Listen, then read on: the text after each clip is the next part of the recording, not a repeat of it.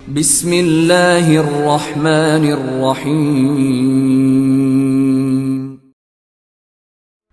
سامعین سے گزارش کی جاتی ہے کہ ہمارے دونوں چینلز کے پلیٹ فارم سے جتنی بھی آڈیو بکس کی ریکارڈنگ کمپلیٹ ہو چکی ہے اسے خود بھی سنیں اور زیادہ سے زیادہ شیئر کرنے کی کوشش کریں، اور ہمارے سوشل میڈیا پلیٹ فارم کے لنکس ڈسکرپشن میں دیے گئے ہیں۔ ہمیں سبسکرائب اور فالو ضرور کریں تاکہ آپ کو ضروری اپڈیٹس ملتے رہیں، اور ہماری ٹیم کی فنانشیل سپورٹ کے لیے پیٹریون کی لنک ضرور چیک کریں۔ جزاک اللہ۔ عقبہ بن نافع عالم اسلام کا ایک عظیم سالار اور فاتح افریقہ۔ مصنف اسلم راہی MA۔ ایپیسوڈ 8۔ گریگری اور رومنوں کے شہنشاہ قسطنطین کے بیٹے جسٹینین کی خواہش اور ان کے حکم کے مطابق وحشی ہن قبائل کا سردار پرسیوس جبکہ خونخوار گال قبائل کا سپہ سالار ڈیوس اپنے اپنے جرار لشکروں کو لے کر رومنوں کی مدد کے لیے قرطاجنہ پہنچ گئی تھی۔ جہاں تک ہن قبائل کا تعلق ہے تو ان کا اپنا اور اصل وطن جنوبی سائبیریا میں بیکال کے شمال میں بلند برف زاروں میں تھا۔ یہ ان کا ہی نہیں بلکہ ان کے علاوہ اور بہت سے دیگر قبائل کا بھی آبائی اور اصل وطن تھا، اور یہ سب وحشی قبائل تھی۔ ہن اور دوسرے ایشین وحشی قبائل ایشیا کے شمالی برف زاروں سے تعلق رکھتے تھے۔ ان کے قبائل نامعلوم خانوادے چھوٹے چھوٹے خاندانوں پر مشتمل تھے جو غذا کی تلاش میں جانوروں کے شکار کرتے اور شمالی برفانی گلیشیئرز کی جنوبی سرحد کی بھڑکتی روشنی میں زندگی گزارتے تھے۔ اس زمانے میں جبکہ ایشیا کے شمالی علاقوں میں برف چھائی ہوئی تھی اور اس کے قلب میں آخری نمکین سمندر خشک ہو رہا تھا، یہ لوگ جنوب کے گرم علاقوں سے گزر کر زندگی گزار رہے تھے، جہاں انسانی تمدن کا سلسلہ نیل، دجلہ اور فرات سے آگے دریائے سندھ تک پھیلا ہوا تھا، اور وہاں کے مکین کچی اینٹوں کو چھوڑ کر پکی اینٹوں سے اپنی رہائش گاہیں بنا رہے تھے۔ وہاں شمال کے یہ خونخوار قبائل خانہ بدوش اور خیموں کی زندگی بسر کر رہے تھے۔ اس وقت جنوب میں تمدن ترقی کر رہا تھا۔ یہ لوگ بھولے بسرے انسانوں کی طرح سے ان برف زاروں میں زندگی بسر کر رہے تھے اور غذا کی تلاش میں ان برفانی علاقوں میں مارے مارے پھرا کرتے تھے، مگر انہوں نے بھی ان علاقوں میں ایک عجیب طرح کی کامیابی حاصل کر لی، اور یہ کامیابی یہ تھی کہ انہوں نے جنگلی گھوڑوں کو اپنا فرما بردار بنا کر ان پر سواری کرنا شروع کر دی تھی۔ یہ ویرانہ نوارد خانہ بدوش جن میں ہن قبائل پیش تھی تمدن کے مرکزوں سے دور رہا کرتے تھے۔ وہ ابھی تک شکار سے اپنا پیٹ بھرتے اور کھالوں سے اپنا تن ڈھانپتے، کبھی مچھلیاں پکڑتے اور بڑی مچھلیوں کی کھالوں سے سردی کی بچاؤ کے لیے بدن چھپاتے۔ انہوں نے اس شمالی علاقوں کے جانوروں سے رینڈیئر، بھیڑ اور جنگلی گھوڑوں کو پالنا شروع کر دیا تھا، اور انہی جانوروں کا گوشت اور دودھ ان کی خوراک تھی۔ جب ان کی تعداد بڑھنے لگی، خوراک کم ہو گئی، تب مجبوراً وہ شکار کی تلاش میں مارے مارے پھرتے۔ شکار کی تلاش میں وہ اپنے پالے ہوئے جانوروں کے لیے چراگاہوں کی حدوں سے نکلے۔ ان میں سے کچھ شمالی جنگل کے برف زاروں کی طرف چلے گئے، اور کچھ قبیلے تھے جو جنگلوں میں ہی زندگی گزارتے رہے، یعنی وہ شمالی برفانی علاقوں ہی میں پڑے رہے اور وہاں رہائش کے لیے جھونپڑے بناتے رہے۔ جب ان کے دوسرے ساتھی شمالی برفستانوں کی بھوک سے تنگ آ گئے تو ایشیا کی جنوبی چراگاہوں کا رخ کرنے لگے، اور مغرب کی طرف اتر کر انہوں نے چمڑے اور اون کے خیموں میں رہنا شروع کر دیا تھا۔ ہن قبائل کے علاوہ ان جیسے دوسرے قبیلے جس علاقے سے نکل کر جنوب کی طرف جا رہے تھے، یہ علاقہ بھی بڑا عجیب و غریب تھا۔ شمال میں یہ علاقہ بحر منجمد شمال کی برفانی دلدلوں اور ٹینڈرا سے شروع ہوتا تھا۔ جنوب کے برفانی پہاڑ تبت یعنی ہمالیہ تک پھیلے ہوئے تھے۔ مغرب میں یہ چین کی سلطنت کے دریاؤں کی وادیوں سے شروع ہو کر مغرب میں کوہستانوں کی وادیوں اور مرغزاروں سے ہوتا ہوا یہ سلسلہ دریائے وولگا تک چلا گیا تھا۔ زمین کے اس خطے کو یہ ہن اور دوسرے وحشی قبائل زمین کا کمر بند کہتے تھے، اور متمدن لوگ اس علاقے کو وسط ایشیا یا دشت ایشیا کہہ کر پکارتے تھے۔ آخر یہ وحشی قبیلے شمال سے نکل کر اسی دشت ایشیا سے یا وسط ایشیا میں اترنے لگے، اور اس دشت ایشیا کے موسموں میں بھی بڑا تنوع تھا۔ کہیں تو حد سے زیادہ سردی اور کہیں چلچلاتی گرمی تھی، اور اکثر و بیشتر امٹتی ہوئی آندھیاں چلتی تھیں جو جسم کو کاٹ کر رکھ دیتی تھیں۔ سرد ٹینڈرا میں سوائے کائی کے جانوروں کو کوئی غذا نہیں ملتی تھی۔ ٹینڈرا کے جنوب میں سائبیریا کے جنگل تھے جن کو تیز رو اور شیریں دریائے قطع کہا جاتا ہے۔ ان جنگلوں کے مغرب میں چراگاہوں کا علاقہ تھا جہاں تھوڑی بہت بارش ہوتی تھی اور بڑی اونچی اونچی گھاس آ گئی تھی۔ مغرب میں پہاڑی سلسلے اس دشت میں جا بجا اگاتے تھے۔ ان کوہستانی سلسلوں کے اندر ہی ہن اور دوسرے قبائل کو لوہے اور چاندے کی کانیں ملی تھیں، اور ان کانوں سے مستفید ہوتے ہوئے وہ اپنی حالت بہتر بنانے لگے تھے۔ وحشی ہن قبائل، جن کے لیے ایک جگہ قیام کرنا بڑا مشکل اور دشوار تھا، وہ برفستانوں سے نکل کر جنوب کا رخ کرتے تو اتفاق سے ان کے سامنے ایک ہی بڑا علاقہ تھا جو منگولیا کی جھیل بیکال کے جنوبی مشرق میں واقع تھا۔ یہاں کے مرغزار دریاؤں کے چشموں سے سیراب ہوتے تھے جو جنوب کی طرف بہتے چلے جاتے تھے۔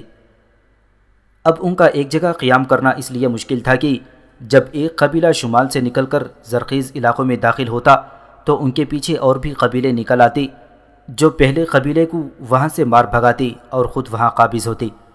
اس کے بعد ان کے پیچھے اور دوسرے قبیلے نکل آتے۔ اس طرح شمالی برفستانوں سے قبیلوں کے نکلنے کا عمل شروع ہو گیا تھا۔ کمزور قبیلہ طاقتور قبیلے سے پٹتا ہوا مغرب کی طرف بڑھتا چلا گیا تھا۔ مغرب کی طرف بڑھنے کی بھی ان کے پاس ایک وجہ تھی، اس لیے کہ وہ عجیب علاقہ تھا۔ شمال میں برفستانی علاقے تھے جن کی طرف وہ جا نہیں سکتے تھے، جنوب میں ہمالیہ تھا جسے وہ عبور نہیں کر سکتے تھے، شمال میں چین کا علاقہ تھا اور چینیوں نے ان حملہ آوروں سے بچنے کے لیے دیوار چین کھڑی کر دی تھی جسے وہ عبور ہی نہیں کر سکتے تھے۔ اب ان خونخوار خانہ بدوشوں کے لیے ایک ہی راستہ تھا کہ وہ مغرب کا رخ کرتے۔ شروع میں یہ لوگ گمنام قبائل کی حیثیت سے زندگی بسر کرتے رہے، پھر یونانی ان سے واقف ہوئے اور انہوں نے ان کا نام ہائپر بورین رکھا، یعنی جو شمالی ہوا کے اس پار رہتی تھی۔ اس کے بعد چینی بھی ان سے آگاہ ہوئے، اس لیے کہ ان سے بچنے کے لیے انہوں نے دیوار چین بنا لی تھی، اور چینیوں نے ہن اور دوسرے قبائل کا نام شیاطین رکھا تھا۔ چینیوں کے پاس ان کو شیاطین کہنے کی بھی وجہ تھی، اور وہ یہ کہ وحشی قبیلے اپنے آپ کو بدبودار روغن اور چربی کی مالش کرتے تھے۔ ایسا وہ سردی سے بچنے کے لیے کرتے تھے۔ اس روغن کی وجہ سے ان کے جسم کڑکڑاتی سردی سے بچے رہتے تھے اور ان کے بدن چھریرے تھے، جلد سخت ہوتی تھی اور جسم پر بہت کم بال ہوتے تھے، گال اور تھوڑی ابری ہوئی تھیں۔ ہوا، دھول، برف اور سورج کی چمک سے بچنے کے لیے ان کی آنکھیں تنگ ہوتی تھیں، ٹانگیں چھوٹی چھوٹی، اور گھوڑے کی سواری کی وجہ سے ان کی کمر جھکی ہوئی ہوتی تھی۔ تاہم ان کے ہاتھ بڑے طاقتور اور کندھے بڑے مضبوط تھے۔ جس وقت متمدن دنیا میں بڑے خوبصورت لبادے، قبائیں اور پاپوش پہنے جا رہے تھے، یہ خانہ بدوش وحشی قبیلے گھوڑے کی سواری کی مناسبت سے چمڑے کے پاجامے اور چھوٹے چھوٹے جوتے پہنا کرتے تھے۔ پہلے یہ وحشی تھے، اس کے بعد شکار کرتے ہوئے یہ اچھے شکاری بھی بن گئے تھے۔ پھر رفتہ رفتہ انہیں معلوم ہو گیا تھا کہ زمین پر بیٹھے بیٹھے جو کمان چلائی جائے وہ کیسی ہو، چھوٹی اور دوہری ہو۔ مزید طاقت کے لیے اپنی کمانوں کو انہوں نے سینگوں سے مضبوط کرنا شروع کر دیا تھا۔ اس کے علاوہ بڑے جانوروں کا شکار کرنے کے لیے انہوں نے ایک کمان کے علاوہ کمند سے کام لینا بھی سیکھ لیا تھا۔ وسط ایشیا کی ان سرزمینوں سے سب سے پہلے سیتھین قبیلے نکلے اور روس کے دشت میں نمودار ہوئے تھے۔ یہ سیتھین شمال کے خونخوار ایشیائی وحشی تھے، اپنے دشمنوں پر خونخوار انداز میں حملہ آور ہوتے، دشمن کی کھوپڑی میں خچر کا دودھ بھر کر پیتے تھے۔ جب ان کا کوئی سردار یا سربراہ مرتا تو اس کے خادموں کو ذبح کر دیا جاتا، گھوڑے کو اس کے ساتھ دفن کیا جاتا، اور اس سردار کی بیویاں خنجر گھوم کر خودکشی کر لیا کرتی تھیں۔ اس طرح وہ سمجھتی تھیں کہ ان کی روحیں دوسری دنیا میں اپنے سردار کی روح سے جا ملیں گی۔ وسط ایشیا سے نکلنے والے ان وحشی قبائل کا ایک سلسلہ شروع ہو گیا تھا۔ مورخین اسے وحشی قبائل کا مد و جزر کہتے ہیں، لیکن یہ مد و جزر نہیں، کیونکہ اس سے مد ہی مد تھا، جزر کہیں نہیں تھا۔ سیتھین نے وسط ایشیا کے دشت سے نکل کر مغرب کا رخ کیا تھا، اور مغرب میں جو قوت ان کے سامنے آئی اسے انہوں نے نیست و نابود کرنا شروع کر دیا تھا۔ سیتھین کے بعد دشت ایشیا سے آرین نکلے تھے۔ یہ لوگ دراز قد ہوا کرتے تھے، ان کی آنکھیں نیلی یا بھوری تھیں، ان کے بال سرخ ہوا کرتے تھے، ان کے سر لمبوترے تھے۔ چونکہ انہیں زمین کو کاشت کرنا آتا تھا، ساتھ ہی انہوں نے اپنے دشمنوں کے خلاف جنگ کے دوران سیدھی اور لمبی تلواریں استعمال کرنا شروع کر دی تھیں۔ یہ آرین اس طرح سے سیتھین ہی کے رشتہ دار تھے۔ انہوں نے وحشی انداز میں دو سمتوں کی طرف پیش قدمی شروع کر دی۔ جو آرین مشرق میں چین کے علاقوں کی طرف گئے تھے انہیں چینیوں نے یوچی کا نام دے دیا، اور کچھ آرین نے مغرب کا رخ کیا تھا۔ اس سے پہلے کیونکہ سیتھین بھی دشت سے نکل کر مغرب کی طرف جا چکے تھے، لہٰذا آرین نے ان پر حملہ آور ہو کر انہیں مزید مغرب کی طرف دھکیل دیا تھا، جبکہ ان آرین نے زیادہ تر ایران کا رخ کر لیا تھا۔ آرین یعنی یوچی کے بعد ایشیا کے دشت سے ہن نمودار ہوئے۔ یہ بھی اور قبیلوں جیسے ہی تھے، اونی ٹوپی پہنتے جن سے ان کے کان ڈھک جاتے تھے اور دشت سے محفوظ رہتے تھے۔ وہ ڈھیلے لمبے پاجامے پہنتے جن کی مہریاں ٹخنوں کے قریب ہوتی تھیں، اور اس طرح وہ خاردار جھاڑیوں اور برف سے محفوظ رہتے تھے۔ یونانی انہیں پستہ قد اور بد شکل کہا کرتے تھے، لیکن یہی پستہ قد اور بد شکل گھوڑ سوار عجیب طرح کی سرعت سے بڑی بڑی مسافتیں طے کر لیتا تھا۔ یہ سوار چمڑے کی بے ڈھنگی ڈھال پکڑتا تھا اور ایک لمبی سی تلوار اور بھالا لیے ہوئے اپنے دشمنوں کو زیر کر لیتے تھے۔ جس طرح ایشیائی دشت سے پہلے سیتھین نکلے، اس کے بعد آرین نکلے تھے، اور آرین نے سیتھین کو مزید مغرب کی طرف دھکیلا تھا، اور اس کے بعد اسی دشت سے خونخوار ہن نکل رہے تھے۔ ہن نے آرین پر حملہ آور ہو کر انہیں خاصا نقصان پہنچایا، اور جس طرح آرین نے سیتھین کو مغرب کی طرف دھکیلا تھا، ان ہن نے آرین کو بھی مغرب کی طرف دھکیلنا شروع کر دیا۔ مورخین کہتے ہیں کہ ہن ایسے خونخوار جنگجو تھے کہ جب یہ وسط ایشیا کے دشت سے نکلے تو جہاں انہوں نے آرین کو جنوب کی طرف مار بھگایا، وہاں سیتھین قبیلوں کی بستیوں کو تہس نہس کر ڈالا تھا۔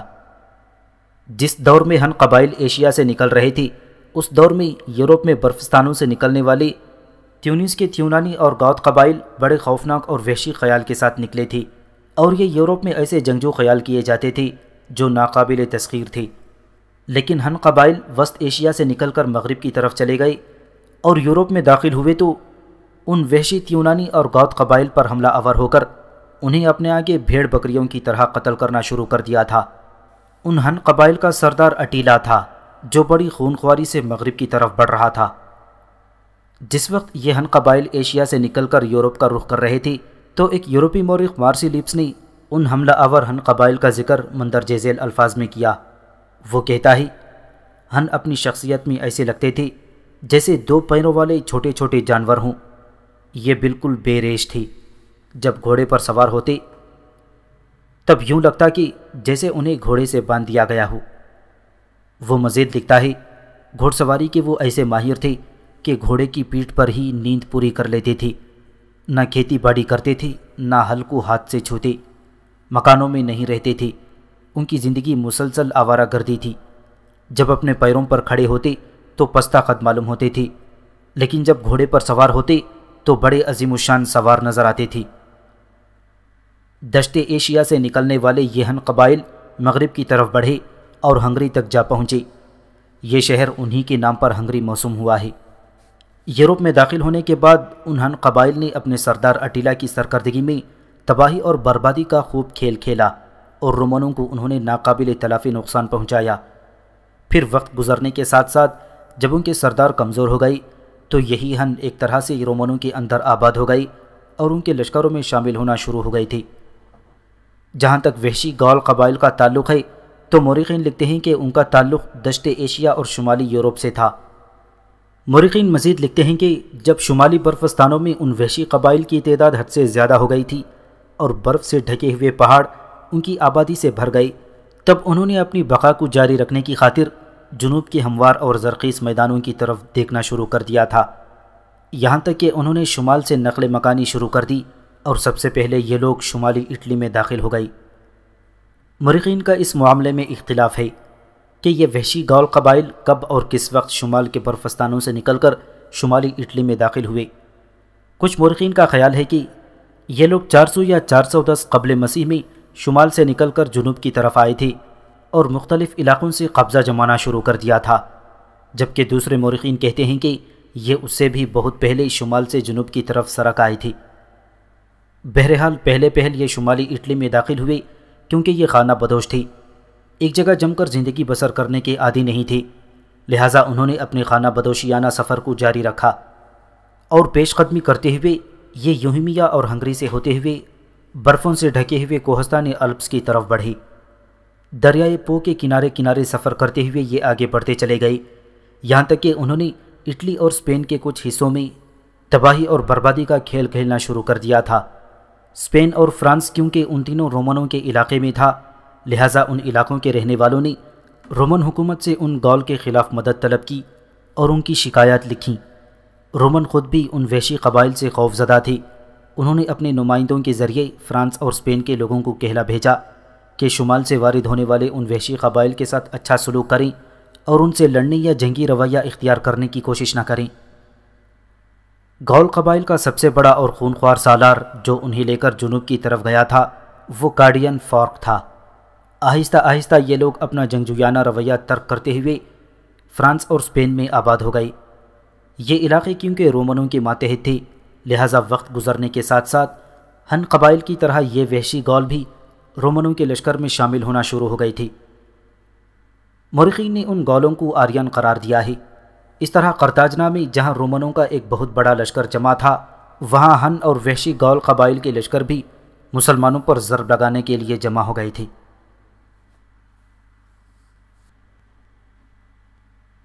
ایک روز حسین سینیکا اور خوبصورت فلورنس دونوں جب سورج غروب ہونے سے تھوڑی دیر پہلے گھوڑ دوڑ سے واپس آئیں اور قرطاجنہ کے قصر کے دروازے کے ابھی وہ قریب ہی تھیں کہ سامنے کی طرف سے ایک بوڑھا شخص آتا دکھائی دیا جو اپنی آنکھیں کپڑے سے صاف کرتا ہوا دکھائی دے رہا تھا، جیسے کہ وہ رو رہا تھا۔ وہ شخص بوڑھا تھا، غم کی وجہ سے شاید اس کی کمر بھی جھکی ہوئی تھی۔ اس کے قریب جا کر سینیکا اور فلورنس نے ایک دوسرے کی طرف دیکھتے ہوئے اپنے گھوڑے کو روک دیا۔ ان کے اس طرح رکنے پر بوڑھا بڑے غور سے ان دونوں کی طرف دیکھنے لگا تھا۔ سینیکا نے دیکھا کہ اس کی آنکھیں آنسوؤں سے بھری ہوئی تھیں اور رونے کی وجہ سے اس کی آنکھیں سرخ بھی ہو رہی تھیں۔ سینیکا نے کیونکہ اسے قصر سے نکلتے دیکھ لیا تھا، اسی بنا پر اس نے گھوڑا روکا، پھر بوڑھے کو مخاطب کر کے کہنے لگی، میں نے تمہیں قصر سے نکلتے ہوئے دیکھا ہے، کیا تمہارے ساتھ کسی نے زیادتی کی ہے؟ میں دیکھتی ہوں تم رو رہے ہو، کیا وجہ ہے؟ سینیکا کے ہمدردی بھرے الفاظ پر وہ بوڑھا پھٹ پڑا تھا، اپنے چہرے پر کپڑا رکھتے ہوئے ہچکیوں اور سسکیوں میں رونے لگا تھا۔ اس کی یہ حالت دیکھتے ہوئے سینیکا پریشان اور فکر مند ہو گئی تھی۔ جست لگا کر وہ اپنے گھوڑے سے اتر گئی۔ اس کی طرف دیکھتے ہوئے فلورنس بھی گھوڑے سے کود گئی تھی۔ سینیکا آگے بڑھی، کچھ ہچکچائی، پھر اس بوڑھے کی پیٹھ تھپ تھپاتے ہوئے کہنے لگی، کیا بات ہے؟ کیوں اس طرح روتے ہو؟ کیا کسی نے تمہارے ساتھ بے انصافی کی ہے، جبر اور ظلم کیا ہے؟ بتاؤ، میں رومنوں کے بادشاہ قسطنطین کی بیٹی سینیکا ہوں اور میرے ساتھ محترم گریگری کی بیٹی فلورنس بھی ہے۔ کہو کیا معاملہ ہے، ہو سکتا ہے ہم دونوں تمہاری مدد کر سکیں۔ اس پر بوڑھے نے اپنے آپ کو سنبھالا، پھر کپ کپاتی سی آواز میں کہنے لگا، میں آپ دونوں کو جانتا اور پہچانتا ہوں، میرے ساتھ بڑا ظلم اور جبر ہوا ہے، لیکن کوئی میری مدد پر تیار نہیں، ہر کوئی مجھ سے پیچھا چھڑانے کی فکر میں ہے۔ اس بوڑھے کے ان الفاظ پر سینیکا ہی نہیں فلورنس بھی پگھل کر رہ گئی تھی۔ سینیکا نے پھر اسے مخاطب کیا، کھل کر کہو کیا کہنا چاہتے ہو تاکہ میں بھی تو جانوں معاملہ کیا ہے۔ اس پر اس بوڑھے نے ایک بار پھر اپنی آنکھیں صاف کیں۔ اس کے بعد وہ کہہ رہا تھا، میرا نام کلورنس ہے، قرطاجنہ کا رہنے والا ہوں، تاجر ہوں، دکان کرتا ہوں۔ میری ایک بیٹی ہے، اس کا نام مارٹینا ہے، اور ایک بیٹا ہے جس کا نام رولسن ہے۔ بس گھر کے 3 ہی افراد ہیں۔ یہاں تک کہنے کے بعد بوڑھا رکا۔ دوبارہ اس نے اپنی آنکھیں صاف کیں۔ اس کے بعد عجیب سی بے بسی میں سینیکا کی طرف دیکھتے ہوئے وہ کہہ رہا تھا، میری اور میرے بیٹے، بلکہ یوں جانے میری بیٹی کی انتہا درجے کی بدقسمتی اور بدنصیبی ہے کہ میری بیٹی جس کا نام مارٹینا ہے بہت خوبصورت اور حسین ہے۔ اس کا خوبصورت ہونا ہی میرے لیے مصیبت کا باعث بن گیا ہے۔ وہ بیچاری اکثر و بیشتر میری دکان میں میرے اور میرے بیٹے کے لیے کھانا لے کر آتی جاتی تھی۔ اسے بھی اپنی خوبصورتی کا احساس تھا، لہٰذا اکثر و بیشتر وہ اپنا چہرہ ڈھانپ کر ہی رکھتی تھی۔ چند دن ہوئے ہماری بدبختی نے اپنا در کھولا۔ بازار میں آتے جاتے کہیں میری بیٹی کے چہرے سے نقاب ڈھلک گیا اور قرطاجنہ کے بڑی کلیسا کے کچھ کارندوں نے اسے دیکھ لیا، لہٰذا اس کی اس خوبصورتی اور اس کی شخصیت کی کشش کو پوری تفصیل انہوں نے جا کر بشپ پولوس سے کہہ دی۔ جواب میں بشپ پولوس نے مجھے اپنے پاس بلوایا اور تحکمانہ انداز میں مجھ سے کہا کہ میں اپنی بیٹی مارٹینا کو ایک راہبہ کی حیثیت سے کلیسا کے لیے وقف کر دوں۔ پولوس کے ساتھ اس پہلی ملاقات میں تو میں معاملے کو ٹال گیا تھا۔ میں نے پولوس سے کہا کہ کلیسا کی خدمت کرنا باعث فخر ہے، پھر اس سلسلے میں میں سب سے پہلے اپنی بیٹی سے بات کروں گا اور اس کے بعد آپ کو کوئی معقول جواب دوں گا۔ یہ چونکہ پہلی ملاقات تھی، لہٰذا پولوس نے بھی کوئی خاص سختی نہ کی۔ چنانچہ میں نے جب گھر آ کر اس واقعے کی اطلاع اپنی بیٹی اور بیٹے کو دی تو میری بیٹی لرز کانپ گئی تھی۔ وہ جانتی تھی کہ کلیساؤں میں راہباؤں کے ساتھ کیا رویہ اختیار کیا جاتا ہے، لہٰذا میں نے اپنی بیٹے سے صلاح مشورہ کرنے کے بعد اپنی بیٹی کو گھر سے بھگا دیا اور ایک قابل اعتماد دوست کے ہاں اسے روپوش کر دیا۔ یہاں تک کہنے کے بعد وہ بوڑھا جس کا نام کلورنس تھا رک گیا، کچھ سوچا، دوبارہ کانپتی لرزتی ہوئی آواز میں بول اٹھا، بیٹی کو کسی اور کے ہاں پناہ دینے کی بات آج تک میں نے کسی سے نہیں کی، آپ دونوں سے ذکر کر رہا ہوں۔ اس کے بعد دوبارہ میں نے جب پولس سے ملاقات کی تو پولس نے مجھ سے پوچھا کہ میں نے اور بیٹی نے کیا مشورہ کیا ہے، تو میں نے پولس سے کہہ دیا کہ اس سے پہلے ملاقات کے بعد جب میں گھر گیا تھا تو اس سلسلے میں میں نے اپنی بیٹی سے بات کی، میری بیٹی نے راہبہ بننے سے انکار کر دیا ہے، پھر 2-4 دن کے بعد وہ گھر سے بھاگ گئی، اب مجھے پتہ نہیں کہ وہ کہاں گئی ہے۔ یہاں تک کہنے کے بعد بوڑھا کلورنس رکا، پھر کچھ توقف کے بعد ان کی طرف دیکھتے ہوئے دوبارہ بولا، میں آپ سے کوئی بات چھپا نہیں رہا، ہر بات سچائی پر رہتے ہوئے تفصیل سے بتا رہا ہوں۔ میری بیٹی میرے ایک جاننے والے کے گھر میں اس کے تہ خانے میں رہ رہی تھی، وہ کلیسا کی راہبہ نہیں بننا چاہتی تھی، جبکہ پولس اب مجھ پر اور میرے بیٹے پر سختی کرنے لگا ہے اور ہمیں ڈرانے دھمکانے لگا ہے کہ ہم نے خود مارٹینا کو بھگا دیا ہے، دھمکی دی ہے کہ اگر مارٹینا چند روز تک کلیسا میں نہ پہنچی تو ہم دونوں کی جانیں خطرے میں پڑ جائیں گی۔ میں یہ شکایت لے کر پہلے محترم گریگری کے پاس ایک دفعہ گیا، جس وقت وہ شہر سے باہر کچھ لشکریوں کی تربیت کا جائزہ لے رہے تھے۔ میں نے ان سے پوری داستان کہی، لیکن انہوں نے کوئی خاص جواب نہیں دیا، جس سے میں نے اندازہ لگایا کہ اب پولس کے خلاف وہ میری کوئی مدد کرنے کا ارادہ نہیں رکھتے۔ یہ صورتحال میرے لیے بڑی تکلیف دہ ہے۔ میں ادھر ادھر انتظامیہ کے دوسرے لوگوں سے ملتا رہا، لیکن کوئی بھی پولس کے خلاف میری مدد پر آمادہ نہ ہوا۔ آج مجبور ہو کر میں قصر میں داخل ہوا، آپ کے بھائی جسٹینین سے ملاقات ہوئی، اس کی منت سماجت کی کہ پولس سے میری اور میرے بیٹے کی جان چھڑائی جائے۔ اب جسٹینین نے یہ تو وعدہ لیا ہے کہ وہ پولس کو سمجھا دے گا کہ وہ مجھے اور میرے بیٹے کو تنگ نہ کرے، ساتھ ہی انہوں نے یہ بھی کہہ دیا ہے کہ ہم دونوں باپ بیٹا یہ دیکھیں کہ مارٹینا بھاگ کر کہاں گئی ہے، اسے تلاش کرنے کی کوشش کریں اور جب وہ مل جائے تو اسے کلیسا کے لیے وقف کر دیں، اس لیے کہ اس کا کلیسا کے لیے راہبہ بننا ہم دونوں باپ بیٹوں کے لیے سعادت اور فخر کی بات ہے۔ بوڑھے کلورنس نے روتی اور کپکپاتی آواز میں یہ الفاظ ادا کر دیے تھے۔ کچھ دیر خاموشی رہی، پھر سینیکا نے بڑی رازداری سے اسے مخاطب کر کے کہنا شروع کیا، جو تفصیل آپ نے مجھے اور فلورنس کو بتائی ہے یہ اور کسی سے مت کہنا۔ جہاں تک فلورنس کا تعلق ہے یہ اب میری بڑی بہن ہے اور میں بڑی بہن ہی کی حیثیت سے اس کی عزت کرتی ہوں، ہم دونوں ایک دوسرے کی رازدار ہیں، ہم سے یہ بات آگے نہیں جائے گی، لیکن تم یہ تفصیل کسی سے مت کہنا، یہ بھی کسی سے مت کہنا کہ تمہاری بیٹی نے کس جگہ اور کس کے ہاں اور کس کے تہ خانے میں پناہ لی ہوئی ہے۔ اب مجھے اس معاملے میں سوچنے دو، اس کے بعد میں تمہیں معقول جواب دوں گی، اور یہ بتاؤ کہ اگر تمہاری بیٹی کے کلیسا سے بچانے کے لیے ہم کوئی حل نکال لیں تو تم سے کہاں ملاقات کی جائے؟ اس پر کلورنس کی آنکھوں میں امید کی چمک پیدا ہوئی اور کہنے لگا، قرطاجنہ شہر میں جہاں زرگروں کی دکانیں شروع ہوتی ہیں ان سے پہلے میری ایک پارچہ جات کی دکان ہے، اگر آپ میری مدد کرنے کا ارادہ رکھیں تو مجھ سے وہیں ملاقات ہو سکتی ہے، دکان پر میں یا میرا بیٹا رالسن ہوتے ہیں۔ بوڑھے کلورنس کی اس گفتگو کا جواب سینیکا دینا ہی چاہتی تھی کہ قصر کے عین دروازے کی طرف سے ایک شخص بھاگتا ہوا دکھائی دیا، جس کی بنا پر سینیکا فکر مند ہو گئی تھی اور بڑے غور سے اس کی طرف دیکھنے لگی تھی۔ وہ شخص قریب آیا اور سینیکا سے مخاطب کر کے کہنے لگا، مسلمانوں کے شہر قیروان سے ایک شخص قصر میں داخل ہوا ہے، اس نے آپ سے ملنے کی خواہش کا اظہار کیا تھا، اس نے اپنا نام عمیر بن صالح بتایا ہے، وہ کسی سے کچھ نہیں کہتا، اس کا یہی کہنا ہے کہ میں نے جو کچھ کہنا ہے رومنوں کے شہنشاہ کی بیٹی سینیکا سے کہنا ہے۔ قصر کے محافظوں نے اسے مسلمانوں کا جاسوس سمجھ کر استبل کے ایک ستون کے ساتھ باندھ دیا ہے اور اس کے گھوڑے پر بھی قبضہ کر لیا ہے۔ آنے والے شخص کے اس انکشاف پر سینیکا ہی نہیں فلورنس بھی چونکی تھی۔ پھر سینیکا نے کلورنس کی طرف دیکھتے ہوئے کہنے لگی، اب تم جاؤ، میرا اندازہ ہے کہ قدرت تمہاری مدد کر رہی ہے اور میں امید کرتی ہوں کہ تمہاری بیٹی کی گلو خلاصی کے لیے میں بہت جلد تم سے رابطہ قائم کروں گی، اب تم جاؤ۔ بوڑھا کلورنس سینیکا کی اس گفتگو سے مطمئن ہو کر آگے بڑھ گیا تھا۔ اس موقع پر فلورنس نے تعجب اور حیرت کا اظہار کرتے ہوئے سینیکا کو مخاطب کیا۔ سینیکا میری بہن، یہ قیروان سے کون ہمارے لیے آ سکتا ہے؟ کس نے ہمارے نام پیغام بھیجا ہے اور کیوں بھیجا ہے؟ کیا یہ ہمارے خلاف کوئی سازش تو نہیں کی جا رہی؟ اس موقع پر سینیکا کے لبوں پر خوشگوار سا تبسم نمودار ہوا۔ وہ کچھ کہنا چاہتی تھی کہ جو شخص یہ خبر لے کر آیا اس کی طرف دیکھتے ہوئے وہ متفکر ہو گئی، پھر کہنے لگی، تم جاؤ، ہم تمہارے پیچھے پیچھے آ رہی ہیں۔